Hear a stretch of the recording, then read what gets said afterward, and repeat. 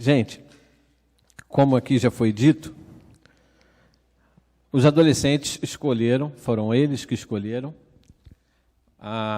o tema reconstruir. E eu fiquei pensando sobre o tema que eles escolheram e creio que é muito pertinente, faz todo sentido que seja o tema escolhido por eles, porque se a gente começar a olhar para o futuro e já imaginar um período pós-pandêmico, é normal que a gente perceba o quanto que a gente vai ter que reconstruir, recomeçar, fazer de novo. Enfim, numa análise rápida, no nosso ministério aqui com os adolescentes, a gente já percebe um monte de coisa que precisa ser retomada, ser refeita, outras a gente não vai fazer mais, vai mudar, enfim. O tema é bem apropriado. Então, o tema que eles escolheram é reconstruir. E dentro dessa ideia de reconstruir, eu queria trazer para os irmãos hoje algo que tem ocupado meu coração, a minha mente, que eu tenho pensado o seguinte: quando a gente olha lá para o tempo de Cristo, eles tinham mais ou menos ali mais de 600 mandamentos, 600 leis, alguns cravam em 613, mas vamos trabalhar com esse número aí, mais de 600, tá bom? Que a gente vai agradar gregos e troianos.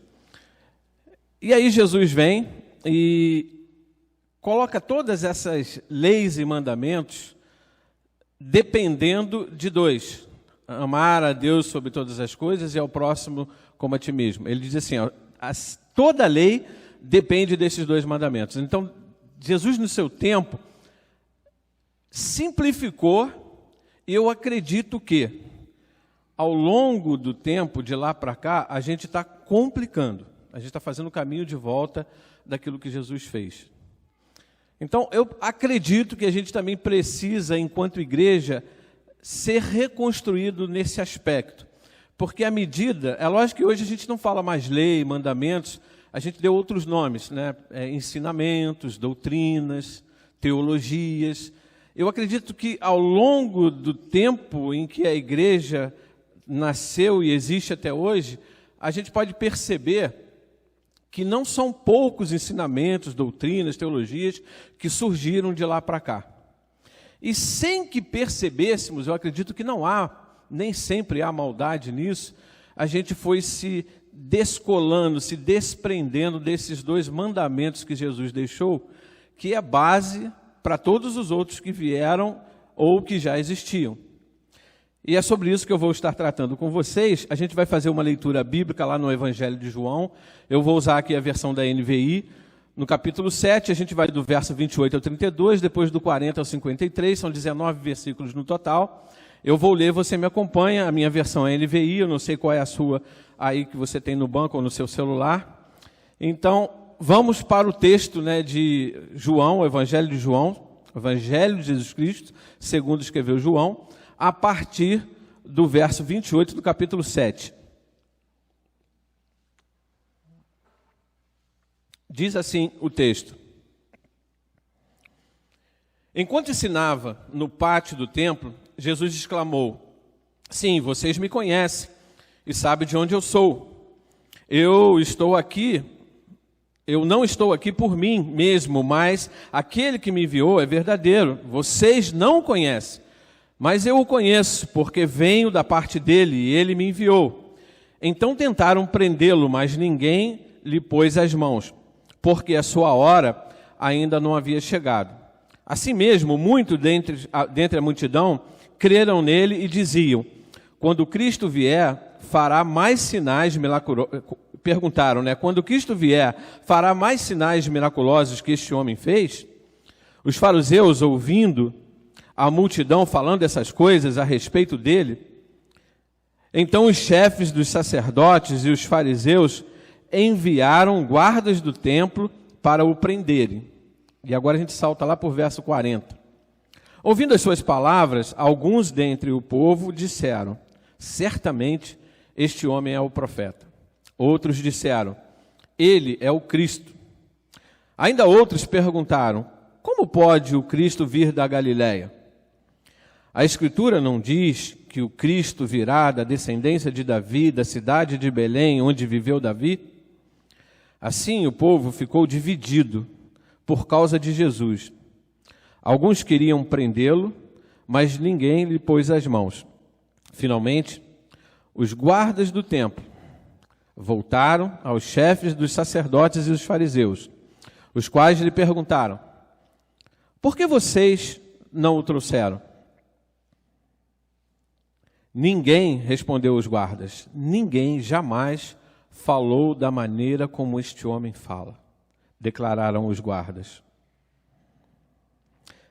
Será que vocês também foram enganados? Perguntaram os fariseus. Por acaso alguém das autoridades ou dos fariseus creu nele? Não, mas essa ralé que nada entende de lei é maldita. Nicodemos, um deles que antes tinha procurado Jesus, e isso a gente encontra lá no capítulo 3, perguntou-lhes: a nossa lei condena alguém sem primeiro ouvi-lo para saber o que está fazendo? Eles responderam a Nicodemos: você também é da Galileia? Verifique e descubra que da Galileia não surge profeta. Então, cada um foi para a sua casa. Você pode orar comigo? Queria te convidar a ficar de pé.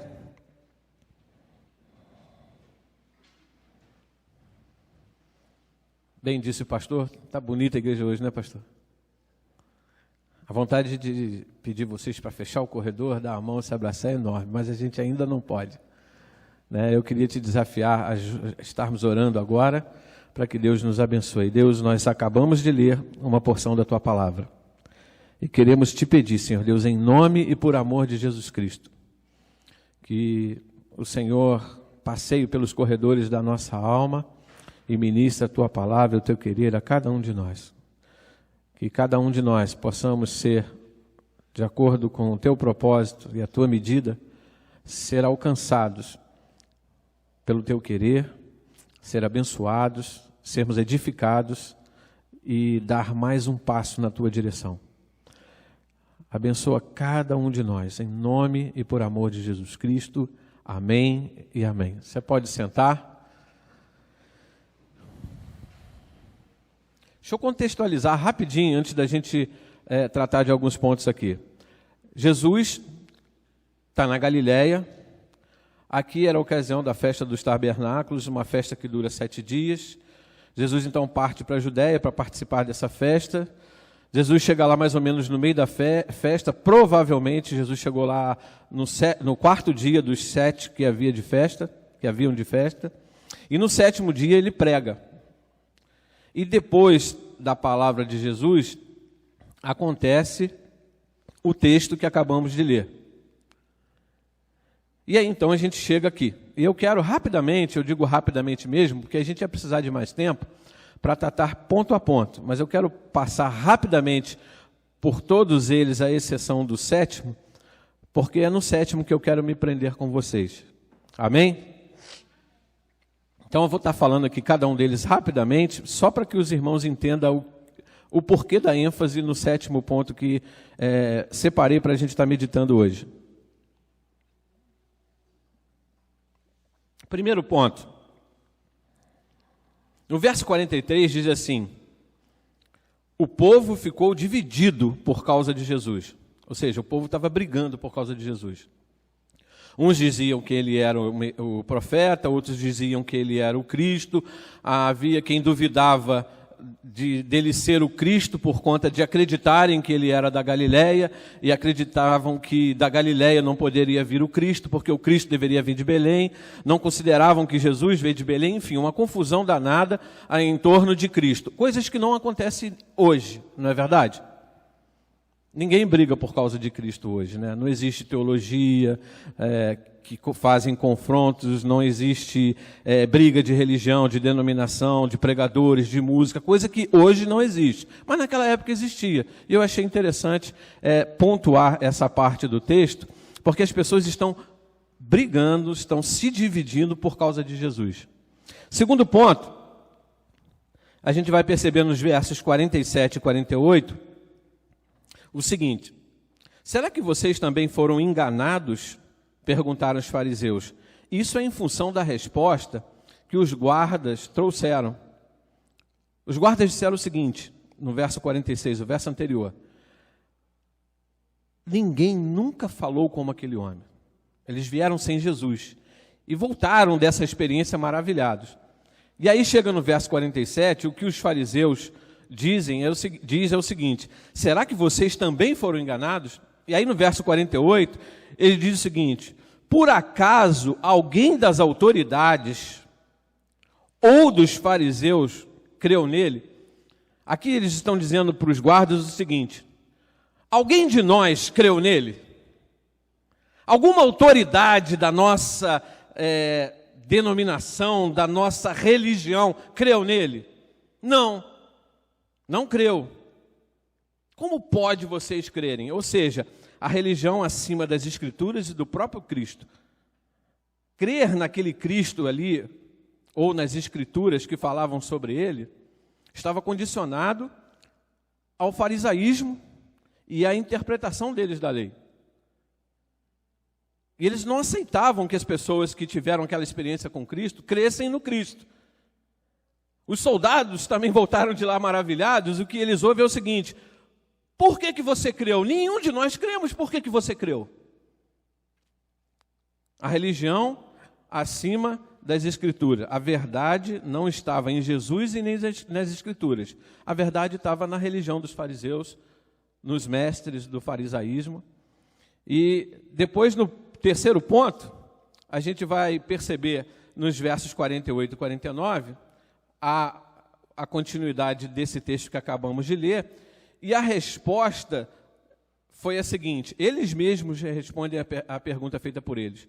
Quando eles perguntam assim: por acaso alguém das autoridades creu nele? Os fariseus creram nele? A resposta deles mesmos é no verso 49, não. E aí olha o que ele diz de quem creu: essa ralé que nada entende da lei é maldita. Ou seja, a gente percebe aqui um nível de intolerância, arrogância e preconceito absurdo. Quem não vê com os meus olhos, não pensa com a minha mente, está errado, é nada diante de mim. E o texto vai continuando. Olha como esse texto tem tantas coisas curiosas.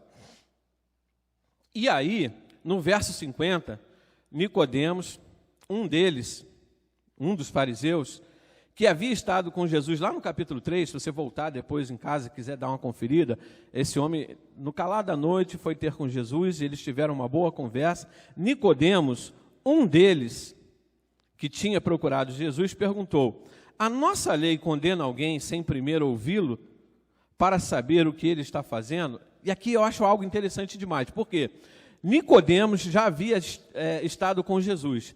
E a gente percebe um Nicodemos aqui, que mesmo sendo um fariseu, ele já não estava tão alinhado assim com os fariseus do seu tempo. Já havia uma crisezinha no coração dele, alguma coisa já havia sido plantada, porque ele já não está na mesma pegada que os fariseus, que aqui estão tentando de alguma forma pegar Jesus.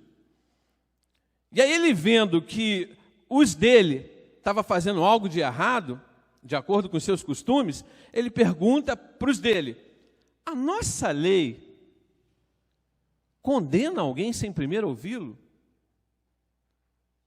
E aí vem a resposta. A resposta é a seguinte.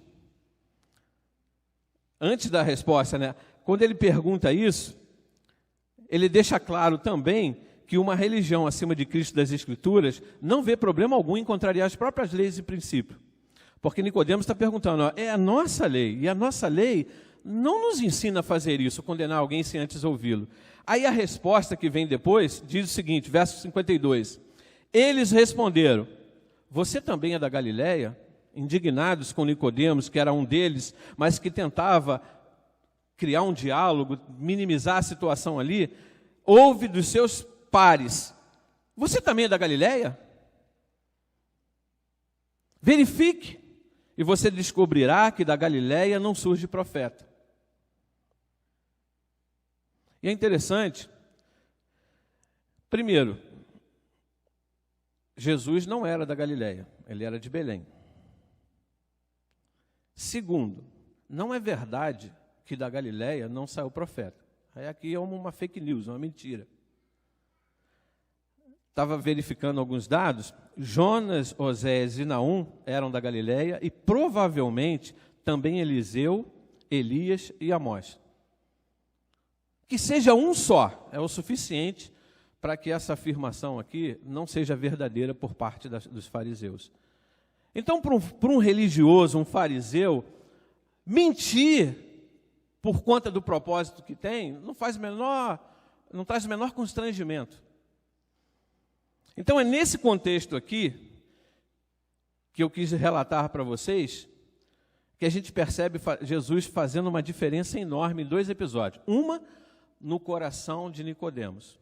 Porque esse Nicodemos que teve com Jesus lá no capítulo 3, aqui já não está tão alinhado com os fariseus. E a outra, que é o 7º ponto, e é aqui que eu quero me prender mais com vocês.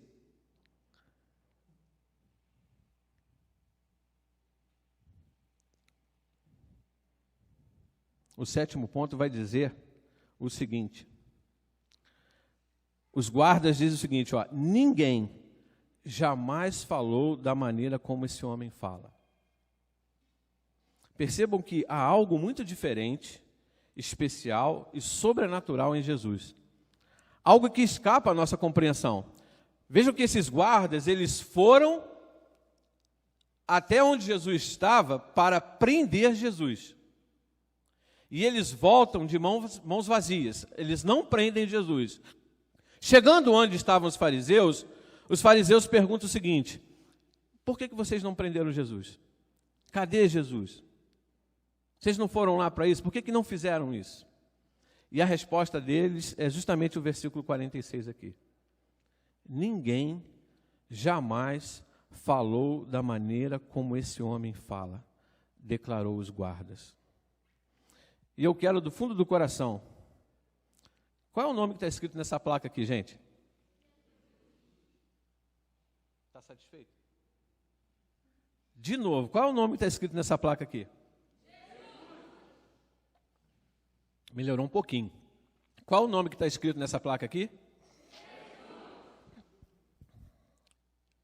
Eu não vou falar de Jesus, eu vou trazer textos da Bíblia para falar desse Jesus aqui, que produziu algo de muito diferente no coração de Nicodemos e que também deixou esses guardas maravilhados, porque eles voltam, de fato, maravilhados com Jesus. Então, olha só o que alguns textos da Bíblia falam desse Jesus. E eu acredito, do fundo do coração, que se a igreja não começar isso o mais rápido possível, nós ainda veremos a igreja precisando discutir um retorno a Jesus. Porque a gente está tão enxertado de teologias, ensinamentos, doutrinas, costumes e tantas outras coisas mais, que a gente não está percebendo que o mandamento que Jesus condicionou para que todo o mandamento, toda a lei estivesse debaixo dele, está se perdendo. E olha só o que o texto diz acerca desse Jesus. Colossenses 1, 18 a 20. Ele é o cabeça do corpo, que é a igreja, o princípio, o primogênito dentre os mortos, para que em tudo tenha supremacia. Estou falando de Jesus, tá, gente? Não estou falando de uma igreja, de uma denominação, de uma teologia, estou falando de Jesus. Em tudo ele tenha supremacia. Verso 19. Pois foi do agrado de Deus que nele quem? Vai gravando isso aí. Nele quem? Nele habitasse toda plenitude.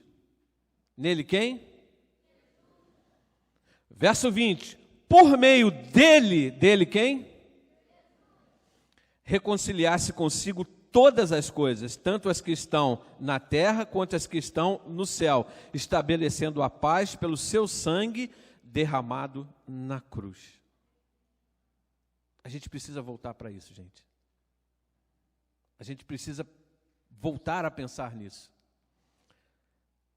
Ainda em Colossenses, capítulo 2, versos de 6 a 10. Acompanhem comigo a leitura aí onde você está. Portanto, assim como vocês receberam a Cristo Jesus, o Senhor, continuem a viver nele. Nele quem? Enraizados e edificados nele. Nele quem? Firmados na fé, como foram ensinados, transbordando de gratidão. Verso 8. Tenham cuidado para que ninguém os escravize com filosofias vãs e enganosas, que se fundamentam nas tradições humanas e nos princípios elementares desse mundo, e não nele. Nele quem? Pois em Cristo habita corporeamente toda, não é um pouquinho não, toda a plenitude da divindade. Deus em Cristo plenamente. Verso 10. E por estarem nele, que é o cabeça de todo poder e autoridade, vocês receberão a plenitude. Em quem? 1 Coríntios, foi lido hoje aqui no nosso recitativo, logo após o anúncio do tema. Conforme a graça de Deus, Paulo dizendo, conforme a graça de Deus que me foi concedida, eu, Paulo, como sábio construtor, a gente está falando de reconstruir, lancei o alicerce, e outro está construindo sobre ele. Contudo, porém, todavia, olha o alerta aqui, veja cada um como constrói, porque ninguém pode colocar outro alicerce além do que já está posto, que é Jesus Cristo. Palavras de Paulo. Conclusão. É possível a gente viver um cristianismo sem templos, sem denominações, sem uma teologia, sem internet, sem rádio, sem televisão, sem energia elétrica, sem dinheiro, sem representatividade política, sem poder terreno, sem eventos, sem tecnologia. Porém, é impossível viver a vida cristã sem Cristo. Vou repetir, é impossível viver a vida cristã sem Cristo. Jesus é o caminho que nos leva ao Pai, Jesus é o caminho por onde eu ando como igreja. Se eu quero ser igreja, eu tenho que andar por esse caminho. Jesus é o caminho por onde eu ando com o meu irmão. A minha relação com o meu irmão deve se dar neste caminho que é Jesus. Jesus é o caminho por onde eu busco a paz com todos. Não é por meio da minha sabedoria, da minha inteligência, da minha teologia, da minha denominação, da minha lei, das minhas regras, que eu busco paz com todos. O caminho para que eu busque paz com todos é Cristo. Sem Jesus não há cristianismo.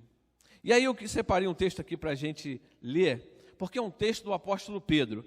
Preste atenção, porque quase sempre, todas as vezes que eu vi, pelo menos eu vi, quase sempre, a gente lê esse texto, e tem um detalhe nesse texto, que a gente não trabalha a possibilidade dele servir para nós.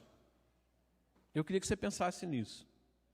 Quase sempre a gente lê esse texto, não aplicando ele para nós. É mais ou menos aquela história de ouvir mensagem com pá ou enxada, né? A enxada a gente puxa para a gente, a pá a gente joga para o vizinho. Quase sempre a gente lê esse texto com uma pá, né? A gente pega e joga para a pessoa do lado. Parece que ele não é para nós. Então, olha só, 2 Pedro 3, a partir do verso 15, olha o que Pedro vai falar. Tenham em mente que a paciência de nosso Senhor significa salvação, como também o nosso amado irmão Paulo lhes escreveu. Então, olha só, ele aqui agora começa a falar do apóstolo Paulo, esse de quem nós lemos, acabamos de ler textos incríveis. E aí ele vai dizer assim, como também o nosso amado irmão Paulo escreveu, com a sabedoria que Deus lhe deu. Paulo era reconhecidamente um homem muito sábio. E aí o verso 16, olha o que Pedro vai dizer. Ele escreve da mesma forma em todas as suas cartas, falando nelas destes assuntos. Suas cartas contêm algumas coisas difíceis de entender. Vou repetir o que Pedro está falando. Que nas cartas de Paulo tem algumas coisas difíceis de entender. As quais, isso aqui normalmente a gente lê aplicando no outro. As quais o quê? As coisas difíceis. Os ignorantes e instáveis torcem, como também fazem com as demais escrituras, para a sua própria destruição. Olha o que Pedro está falando sobre os escritos de Paulo. Tem coisa que Paulo escreve, por conta da sabedoria que ele tem, da capacidade intelectual que ele tem, que não é fácil entender. E aí Pedro está dizendo o seguinte, só que tem gente que pega esses escritos de Paulo e faz uma salada que confunde todo mundo, e essas pessoas fazem isso para a sua própria perdição. E é interessante a gente ver esse relato de Pedro, porque hoje, quando a gente pensa em todas as brigas que há no cristianismo, em especial por parte daqueles que são amantes da teologia, e eu gosto muito de teologia também, a gente percebe que quase todas elas estão sustentadas nos textos de Paulo. E aí a gente agride o irmão, a gente ofende o irmão, porque a nossa teologia deixou de depender daquele mandamento que Jesus falou. Ama a Deus sobre todas as coisas e o próximo como a ti mesmo.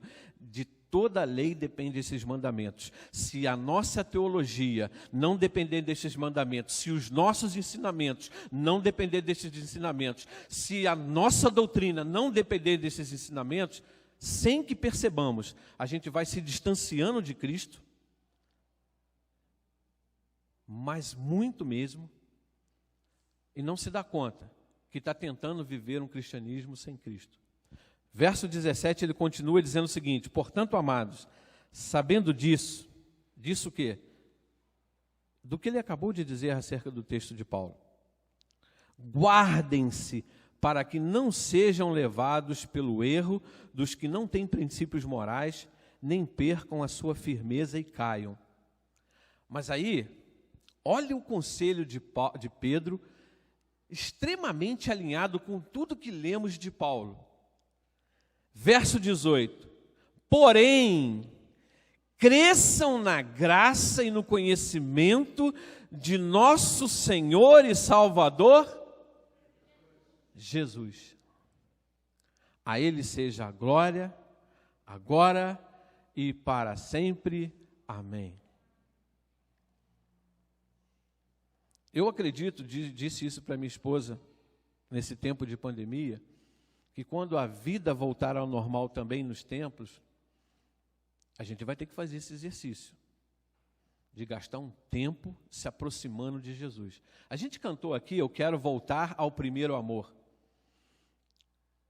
Qual é o primeiro amor de um novo convertido? Qual é o primeiro amor de um novo convertido? Pensa aí, pastor, lembra daquele dia? Qual foi o seu grande amor, pastor? Jesus. Qual é o primeiro amor de um novo convertido? O texto lá em Apocalipse, na carta à igreja de Éfeso, diz que eu tenho uma coisa contra vocês. Que coisa era essa? Eles precisavam voltar ao primeiro amor. Lembra-te de onde caíste e volta para o primeiro amor.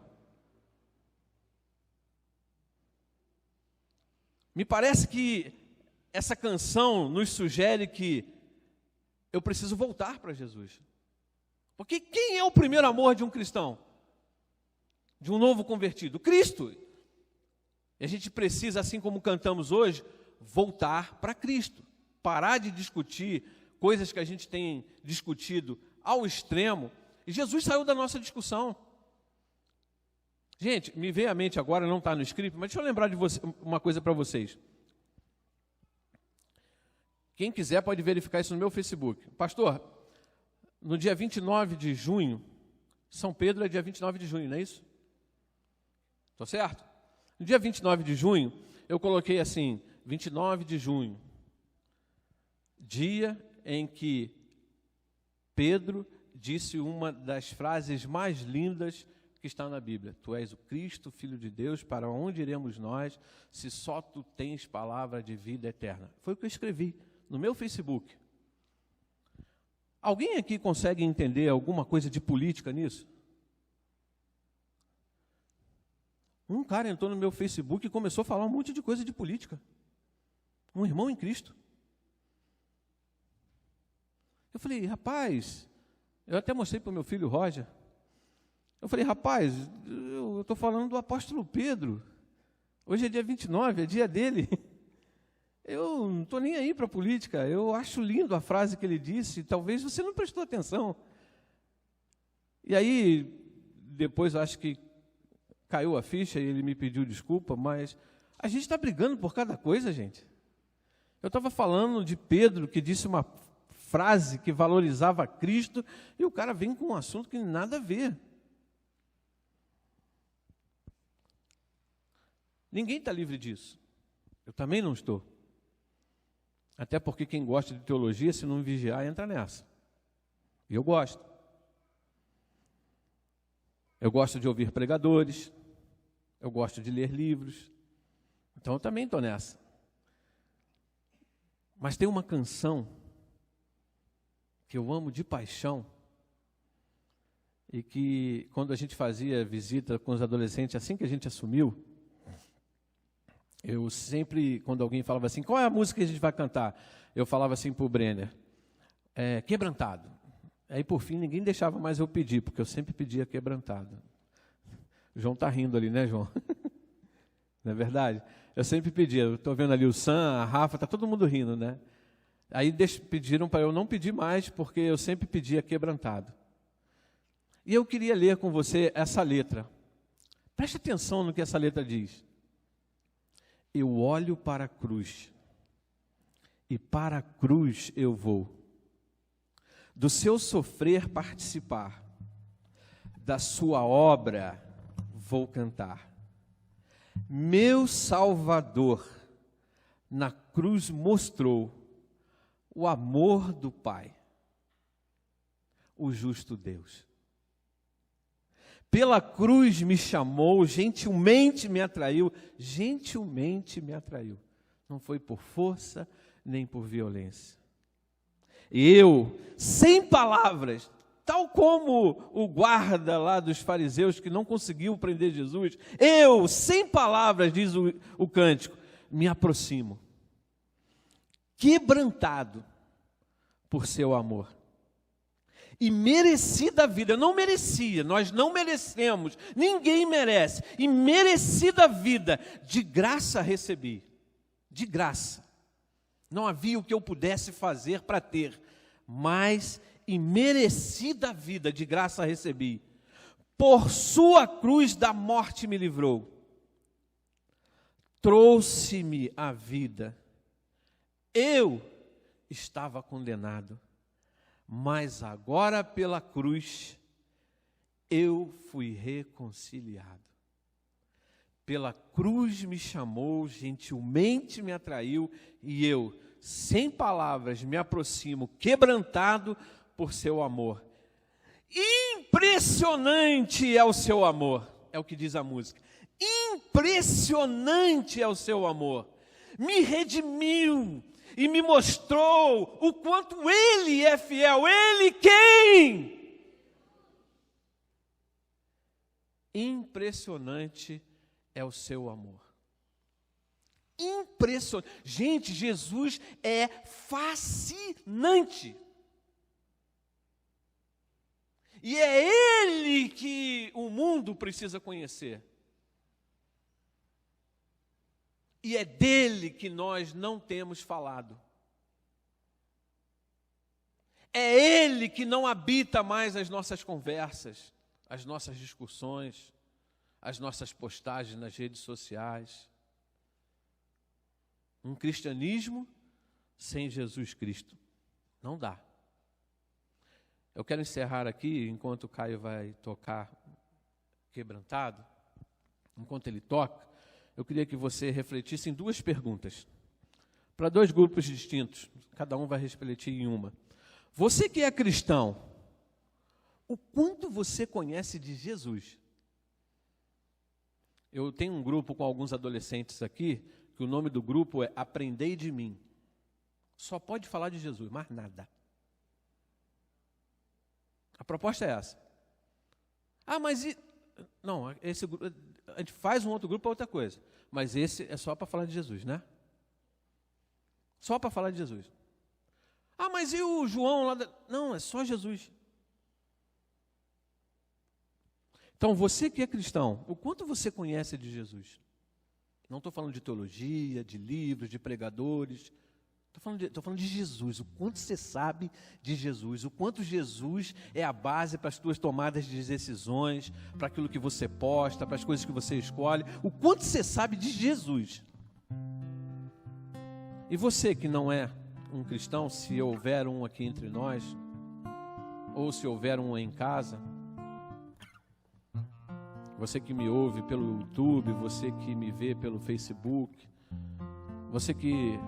Depois essa mensagem ficará disponível e talvez você possa assistir numa outra oportunidade.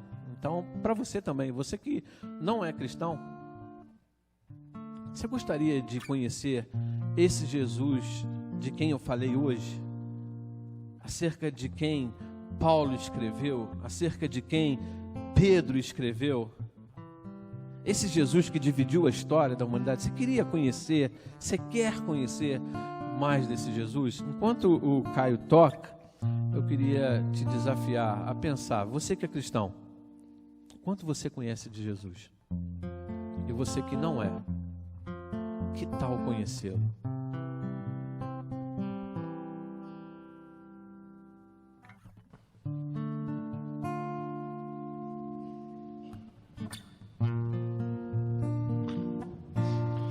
Eu olho para a cruz, e para a cruz eu vou, do seu sofrer participar, da sua obra vou cantar. Meu Salvador na cruz mostrou o amor do Pai, o justo Deus.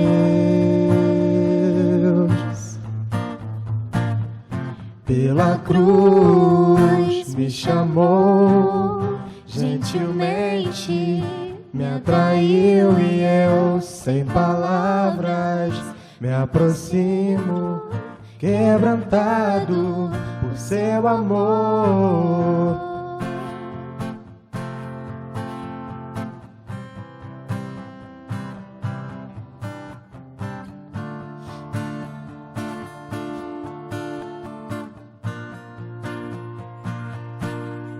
Merecida a vida, de graça recebi, por sua cruz, da morte me livrou, trouxe minha vida. Eu estava condenado, mas agora pela cruz eu fui reconciliado. Pela cruz me chamou, gentilmente me atraiu e eu, sem palavras, me aproximo, quebrantado por seu amor. Durante ao seu amor me redimiu e me mostrou o quanto é fiel.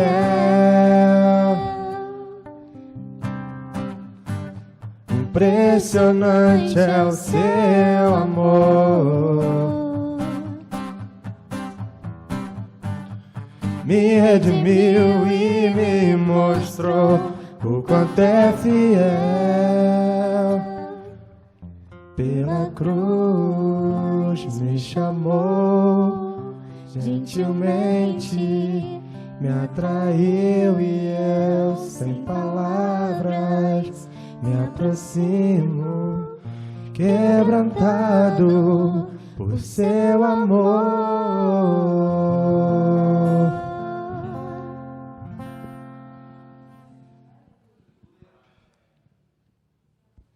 Amém? Eu queria te fazer um desafio. Se essa mensagem alcançou o seu coração, e mesmo sendo um cristão, você entende, olha, eu preciso me aproximar mais de Cristo. Eu queria te fazer um desafio, ficar de pé para a gente orar junto.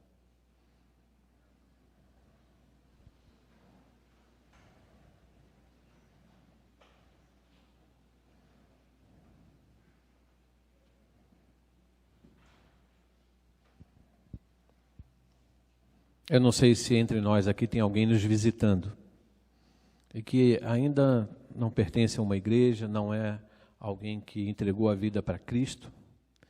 E se esse Cristo de hoje te encantou, te fascina, e você quer aprender mais dele, quer conhecer mais dele, quer entregar a sua vida para ele, eu queria que aonde você estiver, você levantasse aí uma das suas mãos e que eu pudesse te identificar. Se você aqui está nos visitando, amém. Deus te abençoe. A Sandra, tem alguém atrás de você e depois ora com ele. Tem mais alguém aí que se encantou com esse Jesus das Escrituras? Mais um aqui. Deus te abençoe tremendamente, minha querida. Deus te abençoe tremendamente. Esse Jesus é irresistível, é incrível, é apaixonante. E é dele que eu estou falando. Talvez a sua experiência com Cristo tenha sido a experiência da religião. E não é desse Jesus que eu estou falando. Então, esse Jesus te encanta? Esse Jesus te apaixona? Se você está aqui, além dessas duas pessoas que já levantaram suas mãos, essas três pessoas, se você está aqui e quer entregar a sua vida para Jesus, levanta aí uma das suas mãos bem alto para que eu possa te ver. Se você está sentado, fique de pé. Glória a Deus por cada um dos que estão de pé. Porque mesmo sendo cristãos, foram tocados pela palavra que aponta para uma necessidade de um caminho de volta. Caminho de volta mesmo. De volta lá ao dia em que Jesus pegou toda a lei e disse para os da época, toda a lei depende disso. Ama teu Deus sobre todas as coisas e ao teu próximo como a ti mesmo. Se a gente quer produzir leis, ensinamentos, teologia, dê o nome que quiser, que seja na dependência desses dois mandamentos. Do contrário, não dá certo.